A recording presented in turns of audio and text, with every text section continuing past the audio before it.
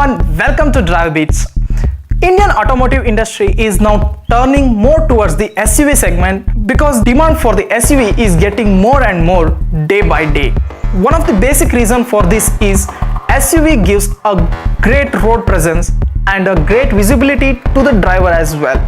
And you don't have to worry every time while crossing the speed breakers. So the car which I am going to review today is the Hyundai's top selling SUV, the Creta. However, what is special in my review? Because there are plenty of videos already available on Creta.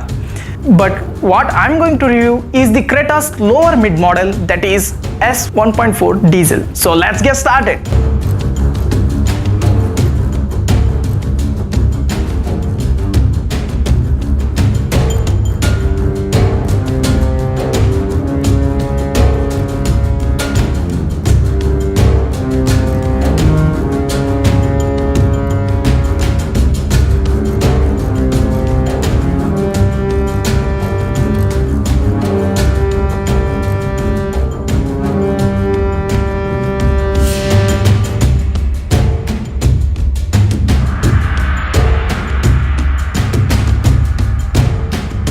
First, we will start with the exterior and let's see what features are all on offer. Looks are always subjective, and in my opinion, Creta looks quite boxy, but it suits well to its personality. In the front, it looks quite simple and subtle because this model gets conventional headlamps and a basic black color grille. I think an aftermarket chrome inserts for the grille looks better. In the down, it gets a DRL as well as a front fog lamp, which looks great from the distance.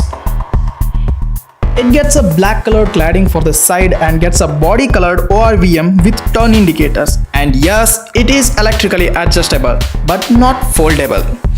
It gets 16-inch alloys and I like the design. In the rear, it gets a normal halogen tail lamp and turn indicators just right below that. Creta name badging to the left bottom and Hyundai logo badging in the middle. It gets a rear parking sensors as well as camera to ease your parking and a thick cladding to protect the body. It gets a normal antenna at the top. Oh yes, I forgot to mention the ground clearance, right? It is 195 mm, so it can manage rough roads better. Now it's time to check out the inside, right? I always appreciate Hyundai for the interior because they design the interiors really well. Be it a small hatch like Santro or premium SUV like Tucson. They make the best interior with great fit and finish, and so is Creta. Steering looks good and great to hold. You get a steering mounted controls for infotainment system as well. Analog speedometer to the right and tachometer to the left and MID in between the two to give the various information to the driver. I love the design of the AC vents as well. Also, it gets ABS, EBD and airbag as a standard safety features. Front door gets a 1 liter bottle holder and a big door handle. Manually adjustable IRVM, sunglass holder and a dual cabin lights, digital clock are also on offer. It gets a small touchscreen music system with 4 speakers and 2 tweeters. A manual AC controls just right below the infotainment system. And yes, it cools the cabin quickly. There is a 12-volt charging point and a place to keep your phone in the center console as well. 2 cup holders and an armrest with storage space inside as well. Yes, seats are very comfort and driver seat gets a manual seat height adjuster as well. In the rear, features like rear AC vent and charging ports are available. Legroom for the rear passengers is quite good. Even the headroom is sufficient and it is a bench seat with a single foldable option. 3 people can sit comfortably even on the long journey. Rear door gets a bottle holder and a power window control switch.